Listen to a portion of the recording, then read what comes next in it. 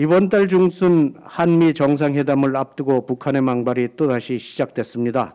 북한은 어제 담화 3건을 연이어내면서 우리나라의 대북전단 살포와 미국의 대북 정책을 동시에 비난했습니다. 먼저 김여정 노동당 부부장은 지난달 말 있었던 우리나라 탈북민 단체의 대북전단 살포에 대해서 쓰레기들의 준동이라면서 상응한 행동을 검토하겠다고 정부에 으름장을 놨습니다. 이러한 북한의 독설에 대한 정부의 반응은 굴욕적 저자세 그 자체입니다. 통일부는 한반도 평화정책과 남북관계 발전을 위해서 끊임없이 노력해 나가겠다는 지극히 원론적인 입장만 내놨고 경찰청장은 신속 엄정 처리를 지시했습니다. 대통령이 국민을 고발하는 문재인 정권이 유독 북한의 독설에 대해서만 어찌 그리도 순한 양이 드는지 납득하기 어렵습니다.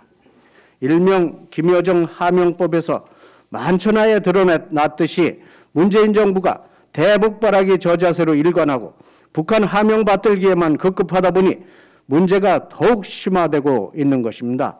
이번에는 또 어떤 목리로 우리 정부를 굴복시키려고 할지 정부의 대북 저자세가 벌써부터 우려스럽습니다. 한편 북한은 바이든 행정부의 대북 입장에 대해서도 거친 입장을 연달아 내놨습니다. 북한의 인권 상황을 비판한 것에 대해서는 최고 존엄 모독이라고 반발하고 북한의 핵 위협에 대한 바이든 대통령의 연설을 두고 대단히 큰 실수라고 경고했습니다. 이처럼 미 북 간의 갈등이 고조되는 상황에서도 문 정권은 여전히 미몽에만 빠져 있는 것은 아닌지 걱정스럽습니다. 문재인 대통령은 여전히 한반도 운전자론의 늪에 빠져 있고 정부는 구체적인 플랜 없이 긴밀한 공조를 통한 북미 대화 조기 재개라는 이상에만 빠져 허우적거리고 있습니다. 북핵 문제, 북한 인권 문제에 대해서 미국과 일치된 목소리조차 내지 못하는 정부가 어떻게 미국과 긴밀한 공조를 이뤄내겠다는 것인지 순진한 아마추어 발상에 기가 찰 따름입니다. 정부가 지금 해야 할 일은 대북 문제에 대해서 국제사회와 일치된 목소리를 내는 것입니다.